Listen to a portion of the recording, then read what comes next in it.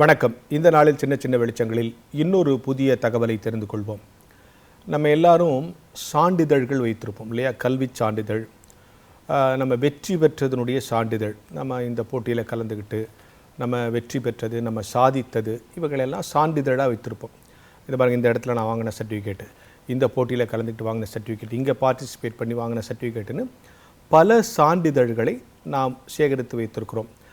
சான்றிதழ்கள் என்று சொன்னால் நம்முடைய நேற்றைய வெற்றியின் அல்லது நேற்றைய சாதனையின் அடையாளங்களாக நாம் வைத்திருக்கிறோம். எல்லாருக்கும் அது நல்லது தான்.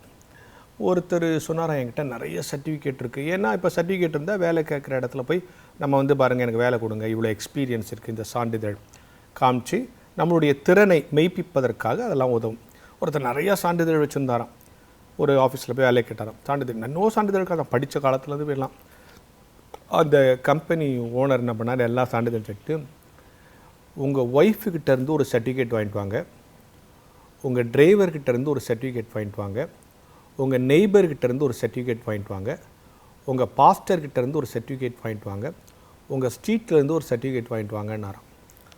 இவர் என்னங்க, நான் இவ்வளோ படிச்சிருக்கிறேன், இதெல்லாம் உங்கள் வேலைக்கு, ஆனால் சமுதாயத்தில் இவங்ககிட்டலாம் நீங்கள் என்ன சர்டிஃபிகேட் வாங்கியிருக்கீங்க அதை பொறுத்து தான் இங்கே வேலை கொடுப்பேன்னு சொன்னாருன்னு ஒரு சின்ன சம்பவம். ஆனால் இந்த சம்பவத்தை அப்படியே படிச்சுட்டு கடந்து போயிட முடியல. உண்மையாக இல்லை, நம்ம படித்து வாங்குகிற சர்டிஃபிகேட் இருக்கட்டும், காம்படிஷனில் கலந்துக்கிட்டு வாங்குகிற சர்டிஃபிகேட் இருக்கட்டும். இப்போ நான் ஒரு வாத்தியார்னா என் ஸ்டூடெண்ட் எனக்கு என்ன சர்டிஃபிகேட் கொடுப்பான், நான் ஒரு டாக்டர்னா என் பேஷண்ட் என்ன சர்டிஃபிகேட் கொடுப்பான், அது ரொம்ப முக்கியம் இல்லை. எம்பிபிஎஸ் சர்டிஃபிகேட்டை விட அந்த பேஷண்ட் அருமையான டாக்டர்ப்பா, அவர்கிட்ட போனாலே குணமாயிடுப்பா, நல்லா பேசுகிறாருப்பான்னா அது எம்பிபிஎஸ் சர்டிஃபிகேட்டை விட பெருசு. எம்பிபிஎஸ் சர்டிஃபிகேட்டுங்கிறது முடிஞ்சு போன ஒன்று.